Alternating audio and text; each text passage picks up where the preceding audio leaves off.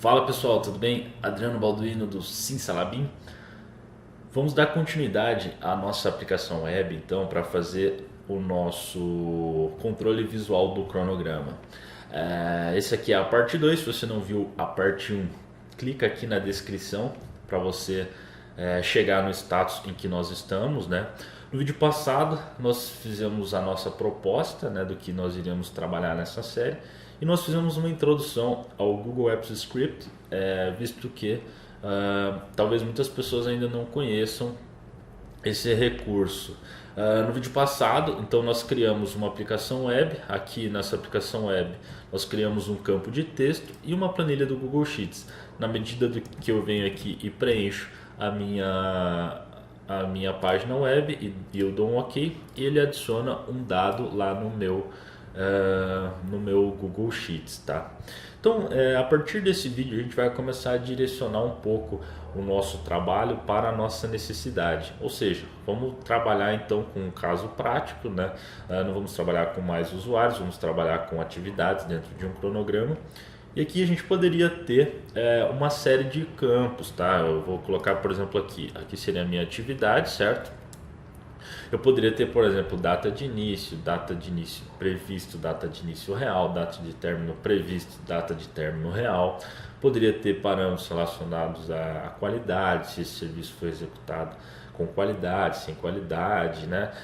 Aqui realmente o céu é o limite do que a gente pode fazer com relação a esses dados, né? Mas assim, vamos manter isso um pouco simples nesse momento, até porque a gente está aprendendo uma série de recursos no Google Apps Script, né? Vamos tentar fazer o básico e depois a gente vai incrementando caso seja necessário, né? Então a gente vai colocar aqui o status. Esse status ele vai ser um campo que vai dizer se a atividade está concluída ou não está concluída, né? Então vamos imaginar que eu queira preencher lá no meu Google Apps Script esses dois campos, que seria atividade e o status, tá? Vou renomear essa planilha para atividades e eu vou também mudar essa pasta de trabalho para atividades. Vocês vão observar que se eu altero a minha pasta de trabalho ou a minha planilha, ele não vai afetar o meu ID da minha planilha. Então, voltando aqui no nosso código GS, eu só vou precisar trocar o nome da sheet que eu estou utilizando de referência, certo? Então, o que a gente vai fazer agora? Se antes eu tinha um campo para o meu nome de usuário, agora eu vou ter dois. Um vai ser relacionado à atividade e o outro vai ser relacionado ao status dessa atividade, né? Então, por exemplo, eu poderia vir aqui, trocar esse nome para atividade, né? E aqui o meu ID ele não vai ser usuário, ele vai ser, por exemplo, descrição atividade, né? Eu vou colocar também um type que eu não coloquei no vídeo anterior, mas é bacana colocar. Então a gente coloca aqui type text porque ele vai ser do tipo texto, certo? Eu vou criar, além disso, um novo campo, tá? Vou chamar ele de label status, certo? E vou fechar esse label. E vou criar um novo input que também vai ser do tipo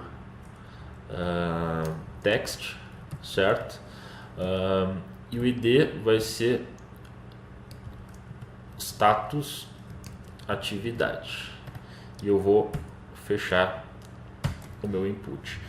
Se eu atualizar agora a minha página, eu não vou ter mais um campo de texto, eu vou ter dois, a atividade e o status, tá?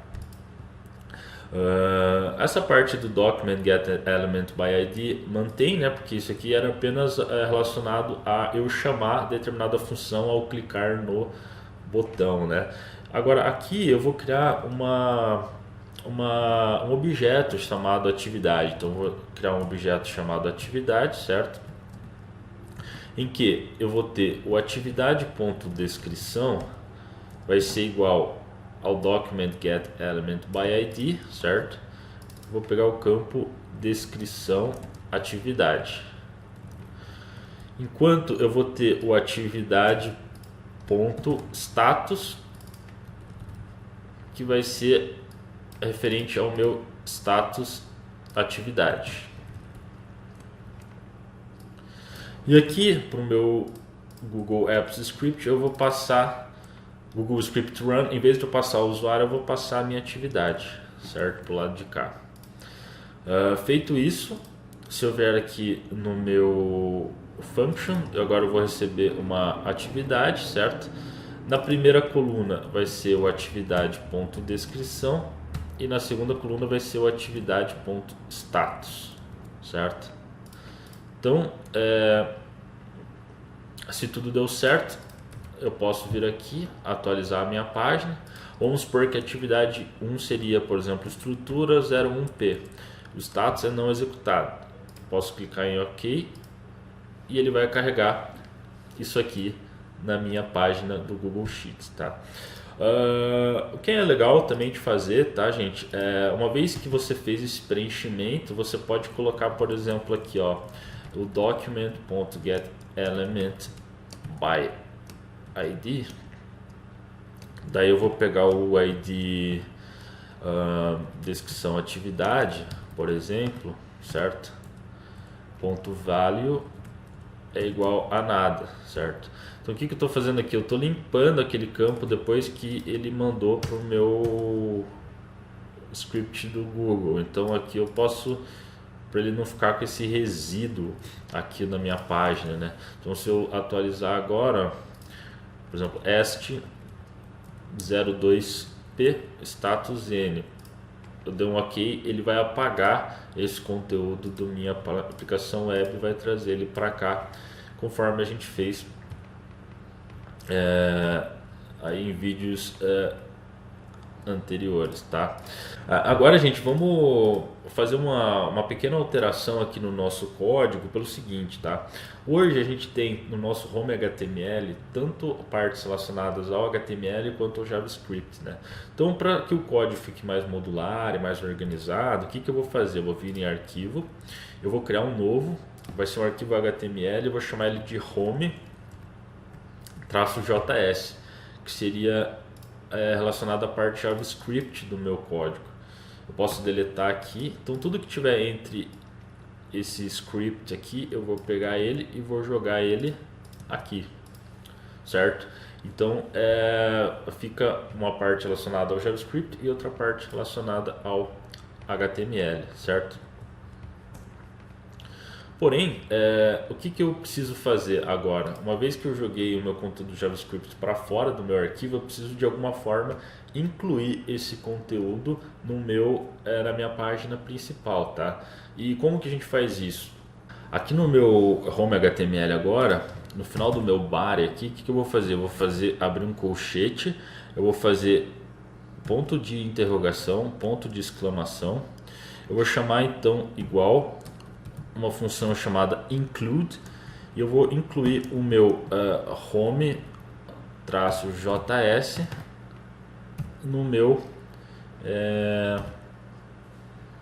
na minha página principal. Então a questão é que eu não tenho essa função include hoje. Para eu criar essa função include, eu venho aqui no meu código JS e eu venho aqui e vou criar ela, function include, certo?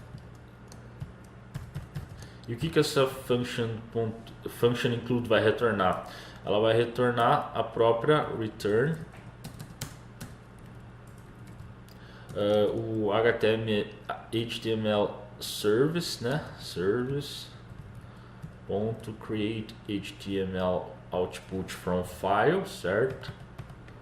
Só que agora o nome do arquivo vai ser o que eu passar para minha função include, tá? Então, basicamente, isso que a gente precisa fazer. Então, a única coisa que a gente vai precisar alterar é aqui na nossa função do get. Em vez de utilizar esse create HTML output from file, eu vou usar uma outra função que é o create template from file, tá? E agora eu vou utilizar o arquivo home como referência novamente. Então, por que isso? Porque agora a nossa página ela consiste de várias páginas e não apenas uma só, né? Então, se tudo deu certo, vamos tentar atualizar aqui. Aqui eu preciso colocar um ponto evaluate. Vamos ver se isso vai dar certo. Foi. Tem mais um detalhe aqui, ó. Então, gente, mais um detalhe que eu acabei esquecendo aqui, em vez de retornar o file name, vai ser o filename.getContent, que na verdade vai ser o conteúdo daquele arquivo. Vamos atualizar aqui agora, vamos ver, estrutura, terceiro pavimento, status, não, se eu dar um OK, vai estar funcionando normalmente. Legal, então dessa forma a gente criou uma certa modularidade para o nosso código, certo? E a gente adicionou então um campo atividade e um campo status. Então, gente, para não se estender muito, o vídeo de hoje a gente vai ficar por aqui. Até a próxima.